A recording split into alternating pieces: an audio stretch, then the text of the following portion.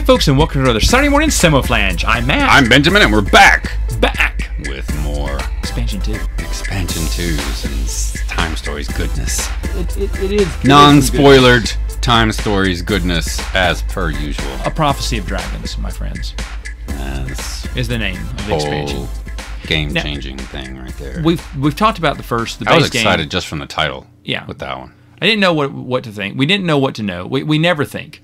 When the ever in any aspect of life. Well, when it comes to time stories. I mean, I'm applying it. Let me set up this scenario. First off, we just get out of a totally different game. We're impressed.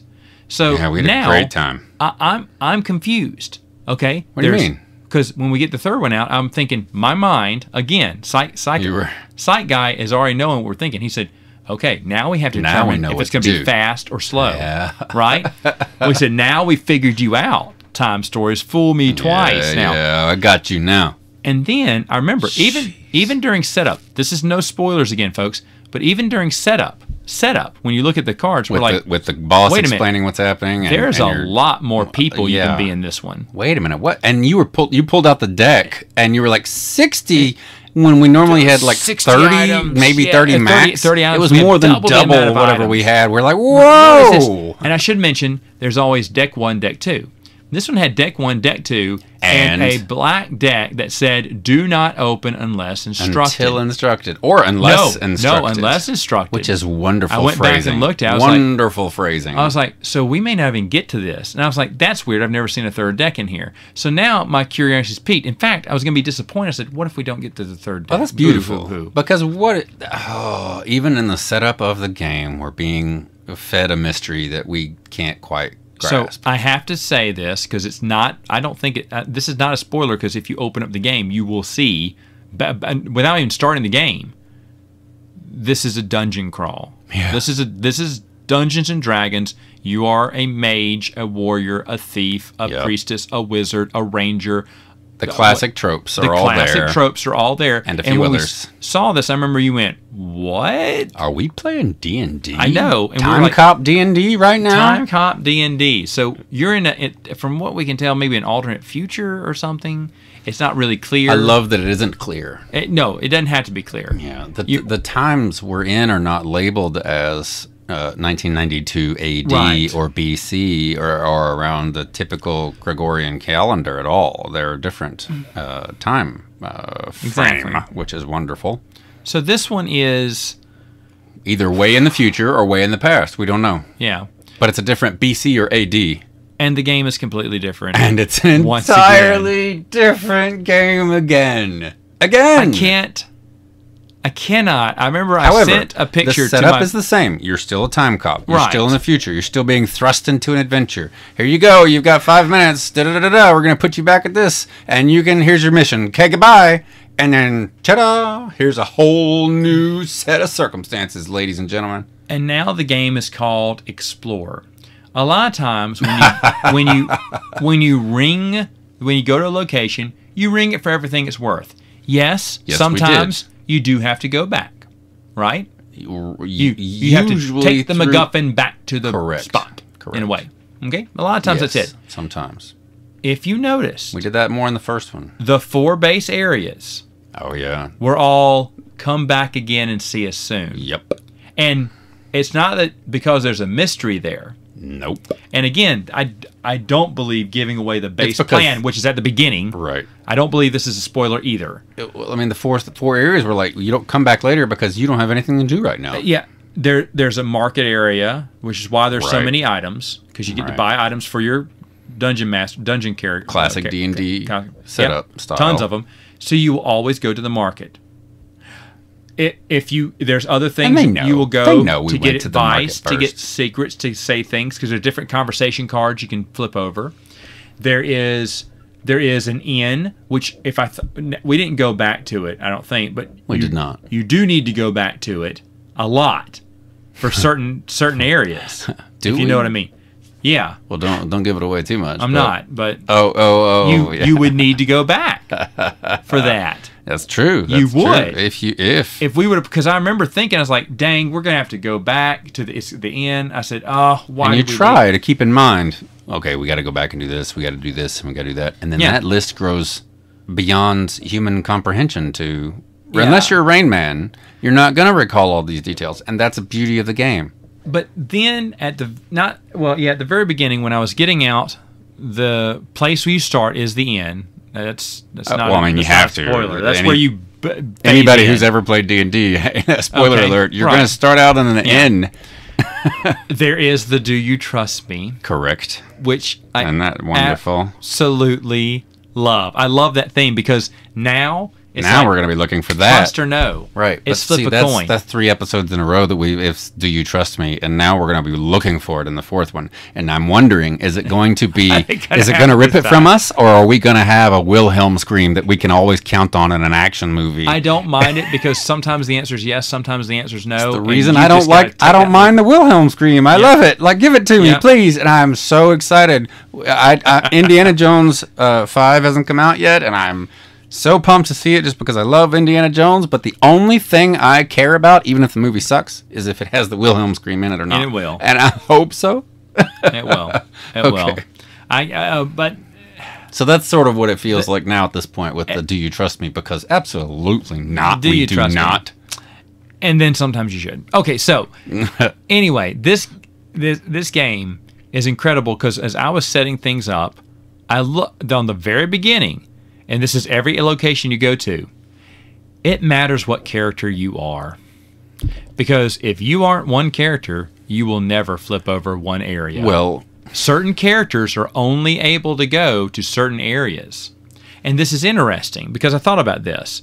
And again, no spoilers here, but wizards can only go certain places.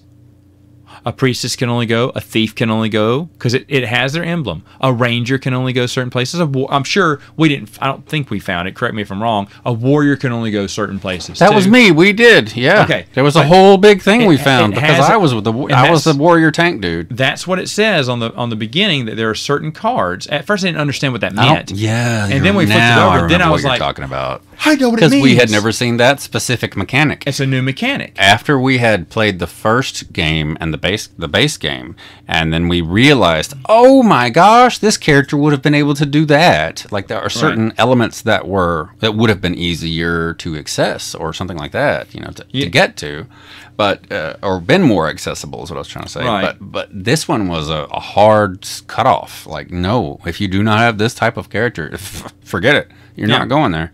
Yeah, and it didn't matter. It's probably a dozen ways to that's get the there. thing. This is a game that is replayable. Now, I'm sure it gets to the same ending.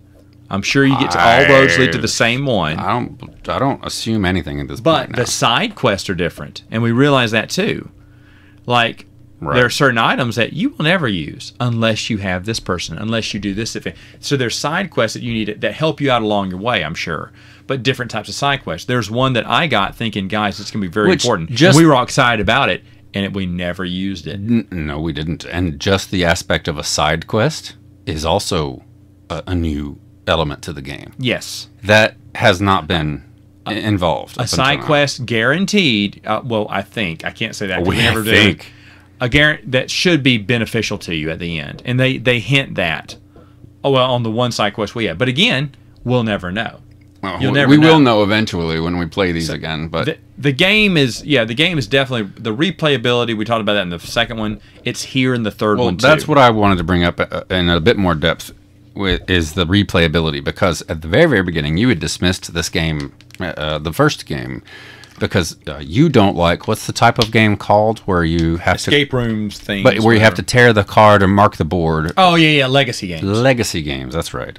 And you typically have to ruin them, like a one and done, make your decisions more permanent sort of feel. And the game gave us a card to draw on, and I said, "F that, get out your phone." That's what you said. We're not screwing up these cards. It gave us one card to and it did specify use a pencil to mark on, and it was blank, and so whomever played it before us probably also did the same thought that you did, had the same thought you did, and it was completely unblemished. But that was even a new feeling. But the replayability of these, this is not I would call, as you've described, legacy games to me. And I was horrified when you told me, like, wait a minute, you have to tear it in half, or you have to permanent marker what you did. Yeah, a lot of these you do. Exactly. This one not as bad. This doesn't feel that way. And I feel like there was one moment in the very first game that we were like, nah, we're not doing that. You know, we're not going to do that thing.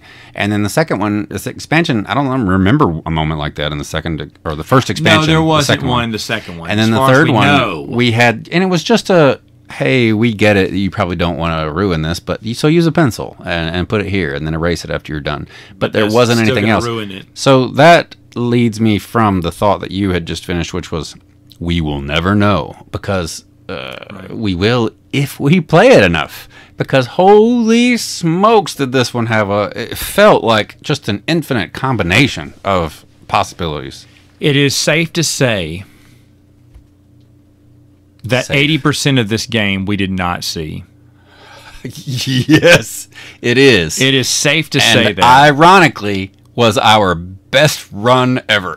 We beat it the first run. I'm going to say that. Most best ending possible on the first try. And we laughed about it, but that doesn't mean this game is easy. What had happened was... What happened was... there were the luckiest rolls... Holy smokes. ...in the world, most of them by you. Yeah. Your character was I was the big tank good. British dwarf, you know, with agility of 1. Classic, you know, big, clumsy dwarf character. Every single challenge that required agility, I rolled a 1 in 6 chance, and I got it every time. Which is unbelievable. From start to finish, I never failed an agility challenge. I was not... The thief is not good. He's not a warrior. I did that to counterbalance. And the 2 times that I had to have the maximum roll. This was the game, not game winner, but this was the big bad boss man. Yeah. Because there's no way I could have stood up to him. BBEG, and you're like, I can't do this. I can't, because I said because I said this. You even said, we're going to die. I said, I'm going to die because I calculated I have to roll I have to roll all 2 hits. Whatevers, yeah. They had to be all 2, which is impossible. And then kaboom. All 6s. I should play Yahtzee. Right. The odds are whatever it is to make a Yahtzee. Well, I need 3PO here to tell me the odds. Never tell me the odds. Never tell me the odds. But I chunked the die, and when I looked at it, I went, shut up. We just could not believe it, because some of the die kind of scattered here and there. All 2 hits. Unbelievable. Because I was going to die. That was going to be it. I was like, this is it, guys. This is the... I mean, hey, see you on the next turn. Right? I had to find out. Because see you in the next life. The C-3PO in me says that the probability of a Yahtzee in 1 roll is 0.08%. And it was. It was a 0% chance. It was a 0. Except for that 0.8. You just took it and you're like, I got this. 0.08. Yeah, jaw fell open and it was great. Now, that balanced nicely, though, with some of our previous rolls, which I really like, because there are games like Risk, okay, like the classic Risk, that are pure dice roll, and you can have the best strategy in the world, and people will get frustrated and throw the table because it's complete luck on a lot of Risk and playing a lot of games. And this so is not that. It really feels like a beautiful balance of success and failures, and then big successes and big failures. Now, the second expansion that we had or played, I keep getting them off. I'm just going to say the second one and just take expansions out of it altogether. The second one we played had a lot more, it felt like at first, of high risk, high reward, oh craps, because it was essentially a race against time, and everything was trying to slow us down, which is the point of the whole game. For every one of them's been that, but the second one felt much more of a push forward. This one was much different and much more of an adventure. And we talked about luck. I talked about that 0.08% chance I had of rolling all the 2s there. Should I? Okay, which statistically, I had a better chance of rolling that than I did dying of COVID. Okay, so moving on. Sorry. Oh, wow. Okay, so anyway, but the thing is, though, not on top of that, though. On top of all that, there's another thing we should mention. There are encounter cards you must when you roll the die, moving between areas, and this is during setup. It says, hey, if you roll 2/3 of the die, you have to do an encounter. So statistically, 2/3 of the time, you will have to fight someone. It will eat up your time. Like a random encounter. Yes. So anyone who's played a video game since Final Fantasy Part 1 knows if you're in the overworld, you're exploring around like Dragon Warrior or whatever, you're going to run into some baddies. They might have given us some goodies. We don't know because we never had to do one. Did you realize that? That's the other thing. We never and it touched a single encounter card. If you think about it, Nick rolled a few times, kept rolling. It's a 2, by the way. It was a 2. You rolled. I got a 2. I rolled. You got a 2.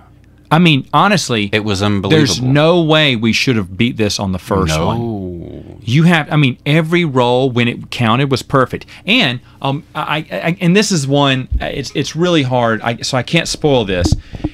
When we failed at the right time. Yes, I know what you're talking about. You know what I'm talking about. Because after the game, I sat back and went, wait a minute. Oh, no. If we'd have done this, thrown perfect, right, it would have totally screwed us over.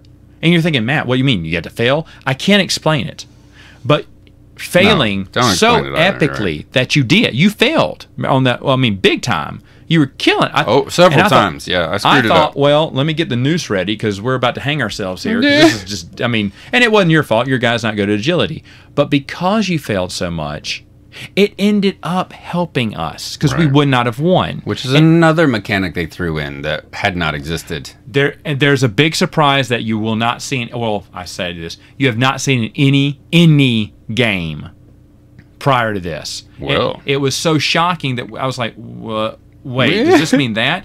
And on top of that, if you remember, the bonus roll was the perfect. That was the second time I threw the perfect bonus roll, and so everything went just right. I mean, we will never beat this the first time again, even knowing what we know. Yeah, there's no way. That was something I thought about too, because we got the quote unquote best ending, right? And then I thought about the fact that we missed so much of the game because we essentially skipped a lot of areas. I felt like I said this. We didn't even go in one of the base areas. Not even one of the first starting areas. I know. One of the first starting areas. We never went there. But this is what I said during the game, and I still feel this way. That I feel like we accidentally we were playing Super Mario Brothers 1, and we accidentally stumbled upon the warp zone and like warped to level 6. And had no idea what we were doing, and I never saw level 3 or 4. Have you played Super Mario Brothers World? Super Mario World? I mean, not recently. You know when you beat Star Island? No. Have you ever beat? There's a secret level on Star Island. I'm sure. I must have beat it at some point. When you beat Star Island, it triggers a whole new Super Mario World game. Now, Koopas are little Mario bobbleheads now. I mean, the whole game just kind of flips on its ear. Mm-hmm. That's exactly what we did. That is exactly what it is. Now, again, and no spoilers, right? But we found is that the same case with everybody's playthrough? You think? Well, remember thinking about it, I was like, there's no way we should have been like. Are we supposed to be here? One challenge is so impossible because I thought about it after a while. I was like, wait a minute. There's no way we should have survived that. But because of the special circumstances, in fact, because one person died at the best time is the only reason we passed. I believe that hard one. And I don't think you were meant to. Plus, there's, a bunch of doors that you shuffle up. It's the same card, and you have to, you only get one shot. Right. And then you may it's like pulling the chain at Yzma's, and it may take you to the laboratory. It may take you someplace else. It may grab your hand and go someplace else. Going up a staircase at Hogwarts, you just never know which way it's going to turn. Never know where it's going to go. And we picked the right door. We beat the hardest challenge in an impossible way. So that's where I was going to go. Like we got the really lucky. We got the black deck. I'm not giving any spoilers here. And that was my question. I wondered if this was the case. Like, if we went back and played the first one and the second one, and were to go into it with the knowledge we have, could we potentially get the best ending if we just started over from scratch, right? and which kind of defeats the purpose of the game. But this one feels like it's more, because there was just so much more to it. It feels huge, and that we skipped, like you said, 60% of it. 80%, I'd say. So I'm dually excited about the fact that we got the best possible ending, which we may never do again. We will never do that. There's no way. The odds are 0.08%. Yes, it is seriously. We were so incredibly and in a way, fortunate. I'm also I really want to go back and play it again because there was so much I enjoyed about it. I want to see more of it. It's an interesting. The world invites you to stay. You have the time to stay. You're supposed to, which is entirely different from the second one. It's totally different. It's like, you better not stick around. It's different from the everyone because I think there's several. There's one path to victory in both expansions. And all of them. No, right? in both previous games. In right. this game, I truly believe there is more than one path to victory. Oh, there has to be now. Yeah, you're right. I agree. It's not nearly as railroaded. Again. Totally flipping it. We've been linear. Yep.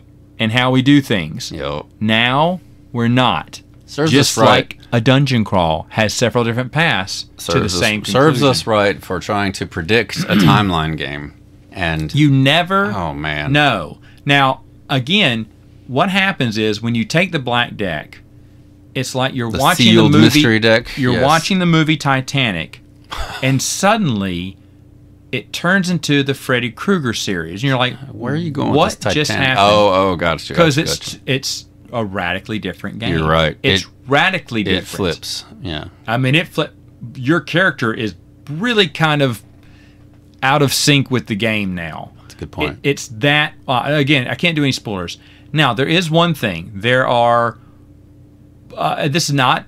Oh no, because I can't talk about the Black Deck. I wouldn't talk about it. I can't talk about the Black Deck. It's just a wonderful addition to this expansion. It's a wonderful addition that we haven't seen before. It's almost like a whole new mechanic and a whole new setup for a whole new part of a game.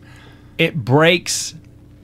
This is not a spoiler, I believe. All right. I do want to talk about this though because there's something I want to talk about. Your moment. My moment. Going through the first one and seeing what card was revealed. Oh my gosh. You basically break time is what happens. Okay? So the past, the present, the future. Oh my god, yes. Okay, there you go. I'm with you. That's all I'm saying. Oh okay. My god. The game really it's almost like when a good trilogy ends, this almost feels like a good trilogy, but you know there's other games to play. You're right. It has that feel. It has the feel of the ending of a trilogy is now complete. So here's a great trilogy. However, we have just spawned an entire new genre of comic books and fan series and all sorts of other stuff to happen. What I love best, and I can't wait to see where this goes.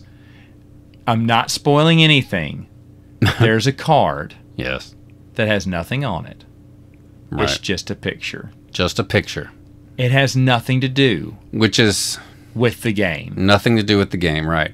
And when Matt picked the card up, there was a look of confusion all over your face, and then you were like, "Wait a minute!" And you flipped it over. Yep. You flipped it back over again. Make sure I had the right card. I feel like you were like, "Is this gonna burn up in my hands?" It was just something like it was gonna bite you, and then you flipped it over and you showed it to me, and I think it hit you and me at the same time when you showed me the picture, perhaps, but. It was so startling to me that I stood up from the table and walked all the way down the hallway, had to come back, walked into the kitchen, had to come back, and just, I couldn't believe it. I could not believe it. Had my hand in my head in my hands the entire time. That was the first one we pulled up. That blew my mind. The last one. Right.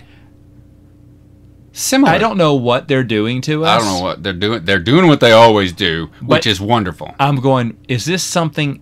And now it never gets brought up again. It's just a picture. It's just an image. I don't even care if that's all it is. If that's all it is. That's still good enough that's for good. me. If they end up tying that. Oh, my somehow, word. We would mention there is a... I don't want to say... Yeah, no, I will say it. Super secret MacGuffin that you can get in the base. That you can also get in this expansion. That makes me think... We missed it on the second expansion. Yeah, maybe we did miss it in the second one. I remember us talking about that. Because I thought, wait a minute. We got a super secret MacGuffin in this one, and now in the third one. Was there one in the second one? And we didn't see it. So I love this. Yeah. I love this. Everything is a guess. Again, the game says you think there are 2 speeds to this game. Right. How about a third option? Let's add a third option. Let's break the... It's the same game. It's the same Time Stories game. Seriously. You're going on a mission. Time cops through space. But the way you play it is different. Again. The pace, the attitude, the ending. Description, the ending. Never seen that before. All In fact, of it. And the ending, really bad. Like we should have died. Yeah. But if you think about it, I'm just going to say this. It was that ending where, Thanos has his fourth finger, and he's ready to snap. And that's when everything clicked. You do a chop. I do a roll. Nick is out. He's the magician. He was out. He is out. This is the last spell. This is the Hail Mary, because he has no more. And so there were the 3 of us playing, and we chose the classic tropes. I was the warrior brute. Nick was the mage. And so we convinced you have to play the thief, because you got to have a thief and everything. Yeah, I was fine with that. But the thing is, though, and I told everyone, I said, hey guys, this is the last. Looking at the time, we were down to it. There's not enough time for another round. I said, so we're dead. This is fun. Now we know where we have to go. Yeah, we were already planning. We were ready to go through it again. We were already planning the next go-around. We were ready to go through it again. Because there's no way we could beat it on the first go. There's no way. But it was so hard. Yeah. The ending is hard for a different reason. Yeah, that's what's great about it. And you don't. There is no classic BBEG at the end. You just have to. I mean, it was like all the Avengers singing in a circle, saying goodbye to one another. That was another brand new mechanic. Comes. Another brand new mechanic. And somehow, everyone does exactly. I mean, the impossible happened. Right. And we sat back. And it did. And we're like, what? Yeah. And you pick up the card. It's the ending of the never-ending story. There's a grain left. Yeah. And everything goes there's quiet. already been fade to black and noise is off. Yes. And you're and then you've got the grain of sand. Someone screamed out a name into the storm. I don't know what it was. To the game designers. Named my mother. Star and Child is terrible. Star Child. Yeah. Well, you're never supposed to hear that in the movie. I hope not, because So anyway. To the game designers' credit, we keep talking about how they introduce a new mechanic into a game that you have played 3 times already, or 3 different versions of, and it feels like that would be off-putting to me as a listener of this podcast. I would say, I don't want to have to learn a new mechanic every time. They do it in such a good way that it's like, here's a new mechanic, but you only have to do this part. So they make it simple enough so that you don't have to remember an ultra-complicated set of rules, and they feel important enough so that you care. And it's weird because the second one, we talked about this, there's a feeling of urgency. Right. This one... Absolutely not. At least for most of the game. There's until the very end. Until the very end. When we were really up against it. When your back's up against the wall. But other than that, it was a sense of explore. Like, it was really weird. I felt, this is weird, and I guess you would feel this on a dungeon D&D game. I felt at home like, oh, I can, stretch out here, go back over here. Because I was in an adventurous mood. Yeah. I instantly bought into the theme. And the mood of the first one was like we run, had run, Halloween music playing in the background, and it was perfect. Ding, ding, ding, yeah. And you got to run. You got to run. Great. And now it's like, okay, I can eat with the hobbits here and be okay. Take my time, enjoy the road, enjoy the journey. Yep. Is what it was, the hero's journey here. Again, whole of the feel with the same game. Unbelievable. And here's the crazy thing, because kudos to the writers for that. We played the first one, and if you would have asked me back then, Matt, which one will always stand out to you? Oh my gosh. Obviously the base, because that was the first time we've ever experienced it. Okay, well then the second one happens, and I said this on the podcast, I was thinking this would be a good one to start with. Yeah. Okay? You did. The third one comes in, you're like, man, I love this too. What? There are 6 other expansions at this point that, as of this podcast, we have not played. As of this podcast, right. And I'm so excited. What are they going to do for us? At this rate, they're 3 for 3, and... they're batting 1,000! It's batting 1,000, and I I would not doubt it if they hit 8 for 8 with this level of fool me 8 times, shame on me 7 times. It's wild. I love it. I love it too. I don't know. An adventure waits before us. Now, there's next Saturday. I'm telling you, and it's a blank slate. Yeah. The future is a blank slate. What a great tagline. The future waits before you, and it is a blank slate.